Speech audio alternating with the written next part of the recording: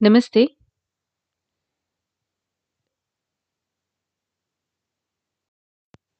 Welcome to the 21st session of Human Resource Management 3. So, today we are going to study organizational change. Introduction to organizational change. In the previous class, we had studied about motivation, performance, and productivity. So, what are the learning objectives? Objective is to know the concept of organizational change. Okay, and to understand the major types of organizational change.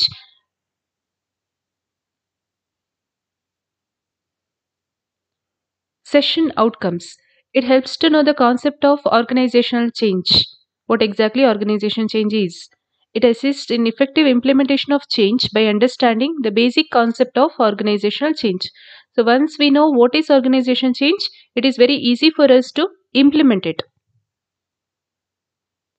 Okay, introduction to organizational change. Change is an important characteristic of most organizations. So, without change, nothing exists, right? So, whatever the state of affairs today, it may not be same tomorrow. Nothing is permanent except the change. So, they say that nothing is permanent except change. Change is there always. It is the duty of the management to manage the change effectively. See, if we don't want change also, change will occur. So now it's in the hand of the management to manage it effectively in a effective manner. An organization must develop adaptability to change. ಅಂದ್ರೆ ಏನು? Organisation ಏನ್ ಮಾಡಬೇಕು? ಒಂದು ಬದಲಾವಣೆ ಉಂಟಾದಾಗ ಅದಕ್ಕೆ ಹೊಂದಿಕೊಳ್ಳುವಂತಹ ಪ್ರಯತ್ನವನ್ನ ಮಾಡಬೇಕಾಗುತ್ತೆ. So when a change occurs, the management has to take some measures to live with the change. Otherwise, it will either be left behind or be swept away by the forces of change. Adapt ಮಾಡದಿದ್ರೆ ಏನಾಗ್ತದೆ? ಬದಲಾವಣೆಗೆ ಒಗ್ಗಿಕೊಳ್ಳದಿದ್ರೆ ಏನಾಗ್ತದೆ? It will be left behind. ಉಳಿದವರೆಲ್ಲ ಆ ಹೊಸ ಬದಲಾವಣೆಯ ಜೊತೆ ಮುಂದೆ ಹೋಗ್ತಾ ಇದ್ರೆ ನಮ್ಮ ಆರ್ಗನೈಸೇಷನ್ ಹಿಂದೆನೆ ಬೀಳ್ತದೆ. ಅಥವಾ ಈ ಆರ್ಗನೈಸೇಷನ್ ಚೇಂಜ್ ಇರೋದ್ರಿಂದ ಹೊಸ ರೀತಿಯ ಬದಲಾವಣೆಯಿಂದ ನಮ್ಮ ಆರ್ಗನೈಸೇಷನ್ ನಾವು ಮುಚ್ಚಿ ಹೋಗ್ಬಹುದು, ಅಂದ್ರೆ ಮುಚ್ಚಿ ಬಿಡಬಹುದು, ಸಂಸ್ಥೆ ನಿಂತು ಹೋಗಬಹುದು. ಓಕೆ, ಫಾರ್ ಎಕ್ಸಾಂಪಲ್ ಮುಂಚೆ ಕಂಪ್ಯೂಟರ್ಸ್ ಇರಲಿಲ್ಲ.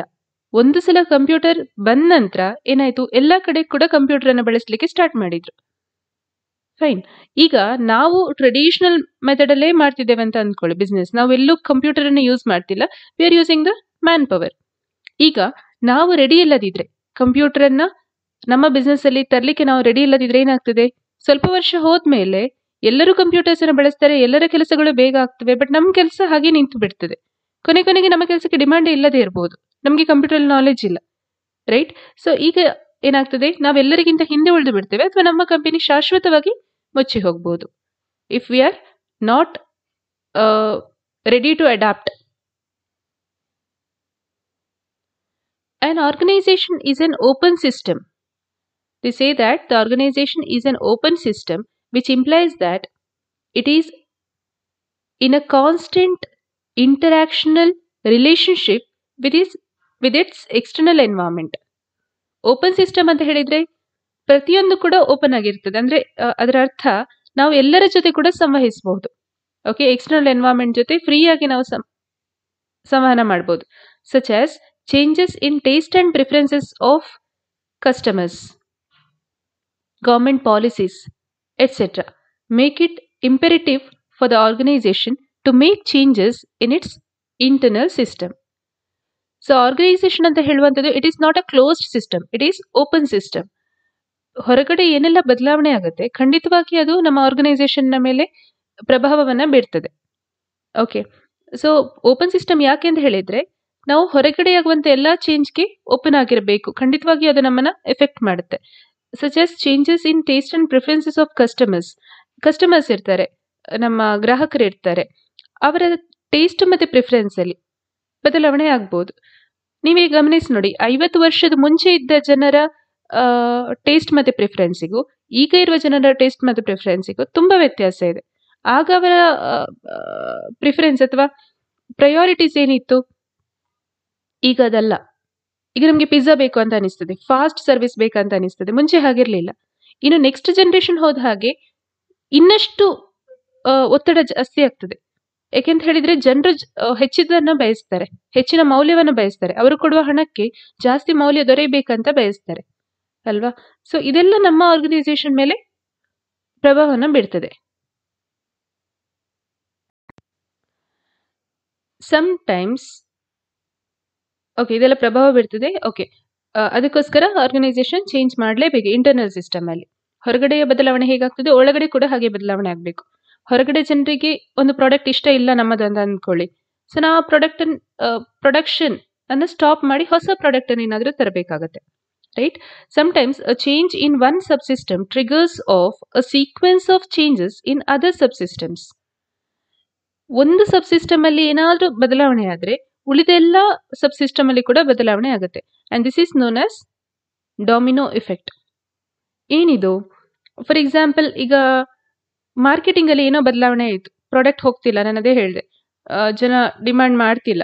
ಈಗ ನ್ಯಾನೋ ಕಾರ್ ನೋಡಿ, ಫಸ್ಟ್ ಬಂದಾಗ ಜನರು ಅದನ್ನ ಆಕ್ಸೆಪ್ಟ್ ಮಾಡಲಿಲ್ಲ, ಇಷ್ಟ ಆಗಲಿಲ್ಲ ಅಂತ ಹೇಳಿ, ಮತ್ತೆ ಅದರ ಡಿಸೈನ್ ಅಲ್ಲಿ ಚೇಂಜ್ ಮಾಡಿದ್ರು, ಕರೆಕ್ಟ್? ಸೊ ಮಾರ್ಕೆಟಿಂಗ್ ಅಲ್ಲಿ ಏನಾದರೂ ಪ್ರಾಬ್ಲಮ್ ಆದ್ರೆ ಖಂಡಿತವಾಗಿ ಕೂಡ ಪ್ರೊಡಕ್ಷನ್ ಅಲ್ಲಿ ಪ್ರಾಬ್ಲಮ್ ಆಗ್ತದೆ ಅಲ್ವಾ? ನಮ್ಮ ಫೈನಾನ್ಸ್ ಡಿಪಾರ್ಟ್ಮೆಂಟ್ ಕರೆಕ್ಟ್ ಆಗಿ ನೋಡಬೇಕಾಗತ್ತೆ, ಅನಾವಶ್ಯಕ ಖರ್ಚುಗಳನ್ನು ಕಡಿಮೆ ಮಾಡಬೇಕಾಗ್ತದೆ, ರೈಟ್? ಸೊ ಒಂದು ಸಬ್ಸಿಸ್ಟಮ್ಗೆ ಏನಾದರೂ ಒಂದು ಸಿಸ್ಟಮ್ಗೆ, ನಮ್ಮ ಟೋಟಲ್ ಆರ್ಗನೈಸೇಷನ್ ಒಂದು ಸಿಸ್ಟಮ್ ಅಂತ ತಗೊಂಡ್ರೆ ಅದರಲ್ಲಿ ಬೇರೆ ಬೇರೆ ಡಿಪಾರ್ಟ್ಮೆಂಟ್ಸ್ ಇರ್ತದೆ, ಬೇರೆ ಬೇರೆ ಸಿಸ್ಟಮ್ಸ್ ಇರ್ತದೆ. ಒಂದರಲ್ಲಿ ಏನಾದರೂ ಸಮಸ್ಯೆ ಆದರೆ ಖಂಡಿತವಾಗಿ ಅದು ಬೇರೆ ಎಲ್ಲ ಡಿಪಾರ್ಟ್ಮೆಂಟ್ಗಳಿಗೆ, ಬೇರೆ ಎಲ್ಲ ಸಬ್ಸಿಸ್ಟಮ್ಗಳಿಗೆ ಸಮಸ್ಯೆಯನ್ನು ಉಂಟು ಮಾಡ್ತದೆ. So that is called domino effect. Change brings about new equilibrium in the organisation.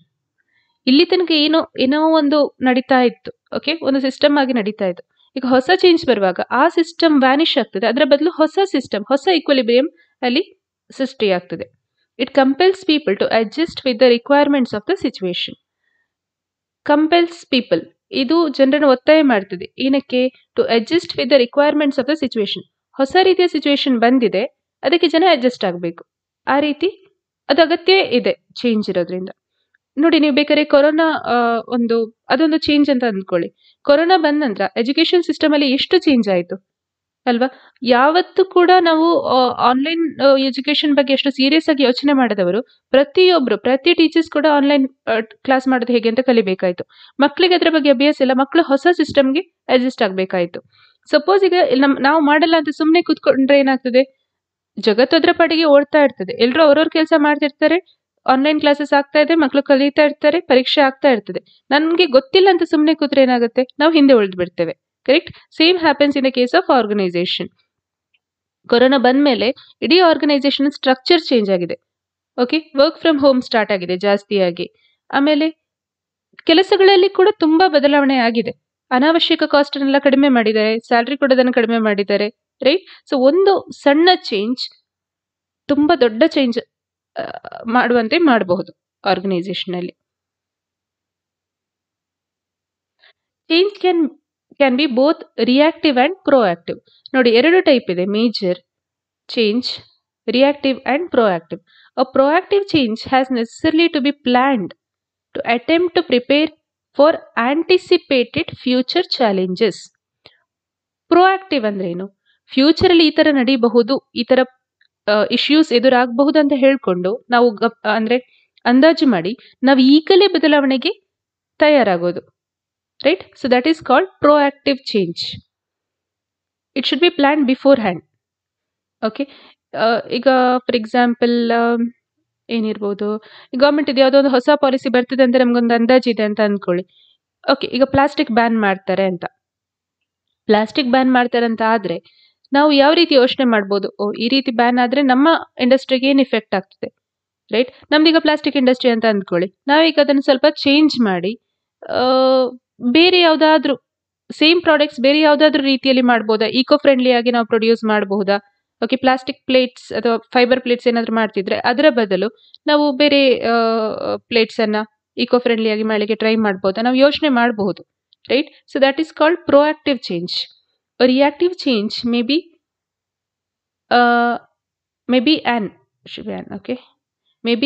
an automatic response or a planned response to change taking place in the environment. Reactive ಅಂದ್ರೇನು? ರಿಯಾಕ್ಷನ್. ಪ್ರತಿಕ್ರಿಯೆ ಅಂದ್ರೆ ಒಂದು ಕ್ರಿಯೆ ನಡೆದ ನಂತರ ಆಗುವಂಥದ್ದು ಅಲ್ವಾ. ಈಗ ರಿಯಾಕ್ಟಿವ್ ಚೇಂಜ್ ಅಂತ ಹೇಳಿದ್ರೆ ಏನಾದ್ರೂ ಒಂದು ವಸ್ತು ಆಗ್ತದೆ, ಅದಕ್ಕೆ ನಾವು ಹೇಗೆ ರಿಯಾಕ್ಷನ್ ಮಾಡ್ತೇವೆ. So that is called reactive change. For example, ಈಗ ವೇಸ್ಟ್ ಮ್ಯಾನೇಜ್ಮೆಂಟ್ ಅಂತ ಅಂದ್ಕೊಳ್ಳಿ. ಓಕೆ, ಗವರ್ಮೆಂಟ್ ಕಾರ್ಪೊರೇಷನ್ ರೂಲ್ಸ್ ತರ್ತದೆ, ನಿಮ್ಮ ವೇಸ್ಟ್ ಮ್ಯಾನೇಜ್ಮೆಂಟ್ ನೀವೇ ಮಾಡ್ಕೋಬೇಕು ಅಂತ. ರೂಲ್ಸ್ ತಂದಾಯ್ತು, ತಂದ ಮೇಲೆ ನಾವು ಏನ್ ಮಾಡ್ತೇವೆ, ಅದಕ್ಕೆ ಸಿದ್ಧತೆ ಮಾಡ್ತೇವೆ. That is called reactive change. ನಾವು ಕಸವನ್ನ ಬೇರೆ ಬೇರೆ ರೀತಿ ವಿಂಗಡಿಸಬಹುದು, ಒಣ ಕಸ, ಹಸಿ ಕಸ, ಅದು ಇದು ಅಂತ ಹೇಳ್ಕೊಂಡು.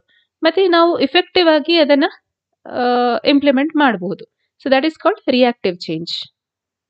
ಸೊ ಒಂದು ವಿಷಯ ಆದ ನಂತರ ನಾವೇನು ಬದಲಾವಣೆ ತರ್ತೇವೆ ನೋಡಿ, ಅದನ್ನ ರಿಯಾಕ್ಟಿವ್ ಅಂತ ಹೇಳ್ತೇವೆ. ಮೊದಲೇ ಈ ತರ ಆಗಬಹುದಂತ ಗಮನಿಸಿ ನಾವೇನೆಲ್ಲ ಚೇಂಜ್ ತರ್ತೇವೆ ನೋಡಿ, ಅದನ್ನು ಪ್ರೊಯಾಕ್ಟಿವ್ ಅಂತ ಹೇಳ್ತೇವೆ. The management has to introduce change successfully in its organisation.